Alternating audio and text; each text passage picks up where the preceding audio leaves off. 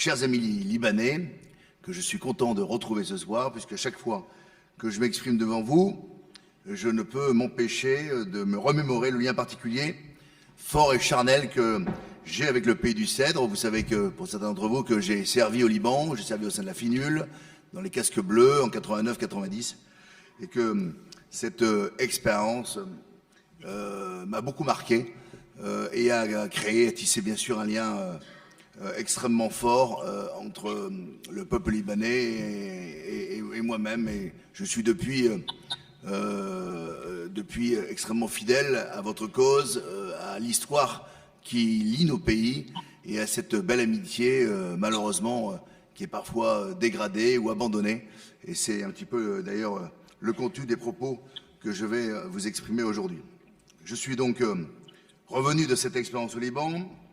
Je n'ai jamais depuis cessé de suivre l'actualité, là souvent tragique, de votre pays. J'y suis d'ailleurs revenu à plusieurs reprises. En décembre dernier, j'étais à Beyrouth 4-5 jours, l'année précédente également, et régulièrement j'essaie chaque année d'aller rencontrer un certain nombre de mes amis que j'ai gardés à Beyrouth ou ailleurs, et avec lesquels j'ai des liens extrêmement forts. J'ai appris depuis à connaître bien sûr le caractère exceptionnel et ancien des liens historiques et pratiquement organiques entre la France et le Liban, remontant au grand moment de notre roi Saint-Louis. Et je relis toujours avec émotion la charte qu'il adressa aux Maronites. Alors je vais le citer, certains connaissent déjà ce texte-là, mais il m'a toujours marqué dans cette belle histoire qui nous lie. Louis, roi de France, à l'émir des Maronites, au Mont Liban et aux patriarches et évêques de la dite nation. Notre cœur fut comblé de joie lorsque nous avons vu notre fils Siman venir à nous, accompagné de 25 000 hommes, nous portant le témoignage de vos sentiments d'amitié et nous offrant ces magnifiques cadeaux. En vérité, notre amitié sincère que nous avons commencé à ressentir envers la maison maronite s'est redoublée aujourd'hui davantage, et nous sommes persuadés que cette nation que nous trouvons établie sous le nom de Saint-Maron est une partie de la nation française, car son amitié pour les Français ressemble à l'amitié que les Français se portent entre eux. C'est pourquoi, et je suis toujours dans les guillemets, nous vous exhortons, ô émir très noble, de faire tous vos efforts pour rendre le peuple libanais heureux. Vous, seigneurs patriarches et évêques, clergés et peuple maronite, nous avons vu avec une grande joie votre constant attachement à la religion catholique et votre vénération pour le chef catholique successeur de Saint-Pierre à Rome. Nous vous exhortons à conserver cette vénération et à rester inébranlable dans cette foi. Fermez les guillemets. Sans faire offense aux autres confessions du Liban, je crois que les Maronites furent la matrice historique du pays et les premiers de cordée de sa souveraineté et de sa liberté. Chrétiens d'Orient, mais rattachés à Rome, ils furent alors perçus à juste titre comme les partenaires structurels des Français en Orient. Ce partenariat va prendre une forme politique et juridique avec le régime des capitulations obtenu par François Ier grâce à une surprenante alliance passée avec l'Empire ottoman et Soliman le Magnifique. À partir de ce jour, la France fut à juste titre perçue comme la protectrice naturelle des chrétiens d'Orient et singulièrement de ceux du Mont Liban. Autre très grand roi, Louis XIV, tel son lointain aïeul Saint-Louis, manifeste à son tour toute sa sympathie et sa solidarité à l'égard des Maronites, et je vais le citer lui aussi. Louis, par la grâce de Dieu, roi de France et de Navarre, nous prenons et mettons par ces présentes signées de notre main en notre protection et sauvegarde spéciale le révérendissime patriarche et tous les prélats, ecclésiastiques et séculiers chrétiens maronites qui habitent particulièrement dans le mont Liban. Et pour cette fin, nous mandons à notre ambassadeur au Levant et à tous ceux qui lui succéderont en cet emploi de les favoriser conjointement ou séparément de leurs soins, office, assistance et protection, en sorte qu'il ne leur soit fait aucun mauvais traitement, mais au contraire, qu'ils puissent continuer librement leurs exercices et fonctions spirituelles. Enjoignons aux consuls et vice-consuls de la nation française de favoriser de tout leur pouvoir le dit sieur patriarche et tous les chrétiens maronites du dit Mont Liban, et de faire embarquer sur les vaisseaux français et autres les jeunes hommes et tous autres chrétiens maronites qui voudront passer en chrétienté, soit pour y étudier ou pour quelques autres affaires. Conclusion donnée à Saint-Germain-en-Laye le 28 avril 1649, la 6e année de notre règne. Voilà pour un petit peu d'histoire. maintenant un petit peu de commentaires autour de cela, chers amis. Cette solidarité qui s'affirme à l'époque avec l'épopée de Bonaparte en Orient ou lors de la campagne de Syrie, le futur Napoléon passant à son tour, comme nombre de ses prestigieux prédécesseurs, par Nahr el-Kalb, affirmera toute sa proximité avec la population du Mont-Liban. Mais c'est dans des circonstances des plus tragiques que le soutien de la France va s'affirmer avec plus de force et surtout de présence plus près de nous. Chacun sait que la première autonomie du Mont-Liban, avec le régime de l'arrondissement autonome arraché à l'occupant ottoman à la suite des massacres massifs de chrétiens par des Druzes et des Turcs, fut la conséquence de l'intervention du corps expéditionnaire envoyé par Napoléon III. Et bien sûr, il y a 103 ans, en 1920, la proclamation du Grand Liban par le général Gouraud fit de la France le tuteur du Liban contemporain qui allait entreprendre sa brillante mais périlleuse marche vers la souveraineté et l'indépendance. La période du mandat français, n'hésitons pas à le dire, fut sans aucun doute un âge d'or pour le Liban. C'est à ce moment-là que le pays put construire un système politique équilibré dans le cadre d'une société et d'une économie libérale et prospère. Mais le départ de la France en 1946 fut également synonyme d'éloignement.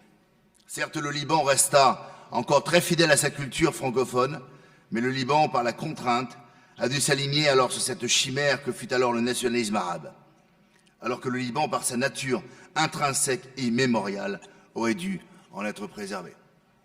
C'est cet alignement forcé sur les pays arabes, couplé avec l'accueil forcé des Palestiniens, qui déclencha la guerre funeste qui dura de 1975 à 1990. Relevons que les Palestiniens, ces idoles du monde gauchiste occidental des années 60 et 70, se comportaient en véritables prédateurs et assassins sur le pays du Cèdre, qui pourtant les avait recueillis avec générosité.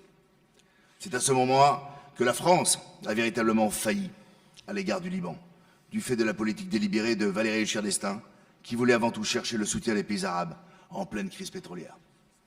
C'est à ce prix morbide que la France regarda alors avec dédain la résistance chrétienne libanaise menée par son chef charismatique Béchir Gemayel.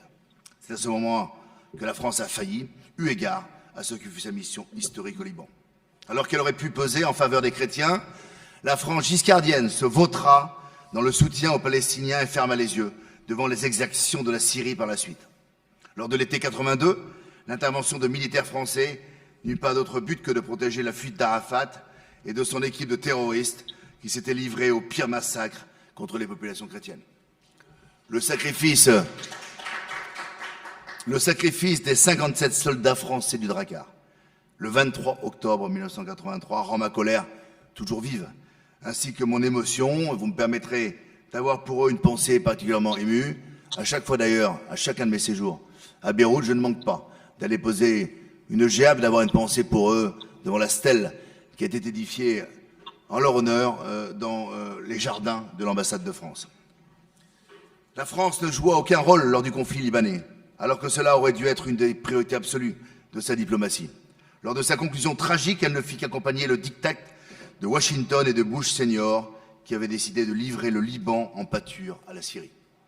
La France cessa de compter politiquement et diplomatiquement au Liban.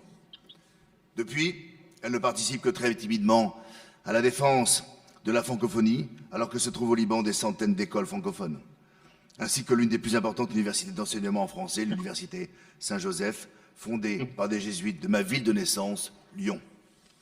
Aujourd'hui, plusieurs centaines d'écoles chrétiennes totalement francophones sont menacées de fermeture. Emmanuel Macron avait reçu nombre de doléances sur ce sujet lors de ses venues à Beyrouth. Depuis, comme d'habitude, lorsqu'il s'agit de lui, les actes ont plus que du mal à suivre les paroles. La France a cessé de compter au Liban parce qu'elle a renoncé à compter partout dans le monde, parce qu'elle a abandonné à sa vision diplomatique sans pareil à une Union européenne qui n'a pour objet que de dissoudre sa spécificité et son originalité. Je vous avoue que le sort du peuple libanais m'émeut bien davantage que certaines causes que l'Union européenne veut nous imposer en priorité, comme l'accueil massif des migrants, comme la reconnaissance du Kosovo, comme l'intégration de la Macédoine du Nord ou de l'Albanie au sein de l'Union européenne. Rarement, et j'évoquais tout à l'heure avec un de nos amis la situation au Parlement européen, rarement il est évoqué la cause libanaise, et d'ailleurs même le Liban n'a pas droit à sa propre délégation, elle est reliée au fin fond des priorités de l'Union européenne. Le Liban doit demeurer une priorité bien sûr cardinale et permanente de la diplomatie française. La France doit défendre avec force la souveraineté, l'unité, l'indépendance du Liban, mais aussi défendre la neutralité du Liban, son non-alignement sur les axes régionaux.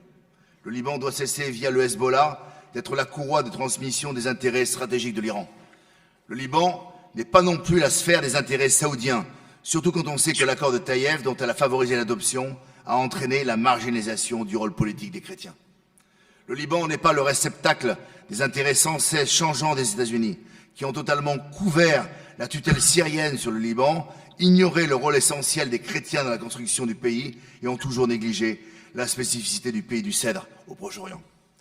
Aujourd'hui, seule une politique française revenue à ses fondamentaux tels que les avait posés le général de Gaulle pourrait appuyer le Liban dans la marche vers l'unité, vers l'indépendance, vers la neutralité.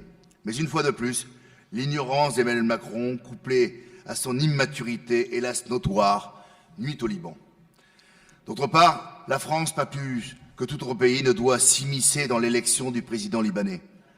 Ensuite, le choix d'un candidat notoirement lié à la Syrie, au Hezbollah et à l'Iran est totalement inexplicable et injustifié. À plus forte raison, lorsque les services de Macron osent présenter Slimane Frangier comme une force représentative des chrétiens, s'agit-il d'une sinistre plaisanterie? Macron et les siens ignorent-ils que le premier bloc chrétien au Parlement est constitué des forces libanaises et des Kataïeb, suivis ensuite par le CPL? La France doit revenir aux fondamentaux de ce qui fit la grandeur de sa politique, le soutien à des positions fortes pour les chrétiens, seule condition d'assurer de façon pérenne l'indépendance et la souveraineté du Liban. Chers amis, vive le Liban et vive la France.